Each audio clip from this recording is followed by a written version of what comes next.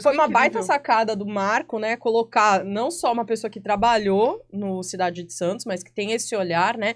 E você pegou, como a gente viu ali, várias pessoas falaram que essa era uma imagem emblemática, que era os portuários, os estivadores, levando o jornal no bolso de trás da calça. Como é que você descobriu isso? Como é que surgiu essa ideia? Praticamente todos os entrevistados, os jornalistas, registraram isso nos seus depoimentos. O símbolo do Cidade de Santos era o trabalhador portuário com o jornal dobrado no bolso de trás da calça. Por quê? Por duas razões principais.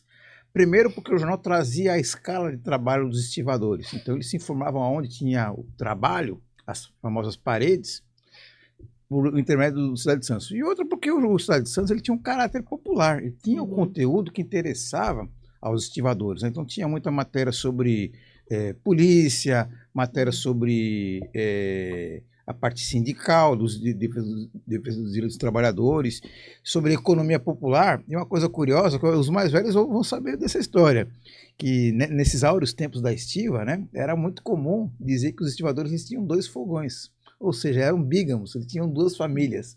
Então, já que eles tinham 2 famílias, eles tinham que saber como é que estava o custo de vida, o preço do arroz, do feijão no supermercado, e se informavam, logicamente, pelo Cidade de Santos, que o Cidade de Santos tinha trabalho de preço, fazia a cobertura da chamada economia popular. E, então, da cesta básica. Da cesta básica, exatamente. Qual era a moeda da época? Plano Real em 94? São várias moedas, né? Antes, Cruzeiro Novo, Cruzado, foram várias moedas. Inflação bombando, né? Exatamente. Como que acontece essa virada, né? O Cidade de Santos, ele já nasce um jornal com um perfil mais voltado para a classe trabalhadora, e aí depois em 68 começa a ditadura. Como é que foi essa transição do jornal nascer com essa vocação e aí depois ele ter que se adaptar para funcionar em um período em que havia muita restrição da informação, havia censura e havia muitas sanções aos trabalhadores, como a gente sabe.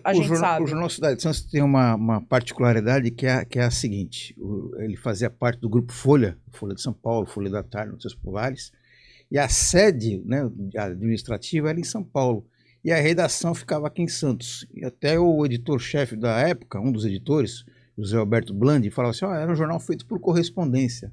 Por quê? Não tinha internet naquela época, obviamente. Então, os jornalistas escreviam as matérias em laudas, né, em folhas de papel, colocavam-se no malote e mandava para o mensageiro, mandava para o carro e assim por diante. A notícia subia e descia a serra todo dia. Pelancheta, né? Pelancheta, porque não existia imigrantes. Cantina Babo Américo, a cantina mais querida do Gonzaga.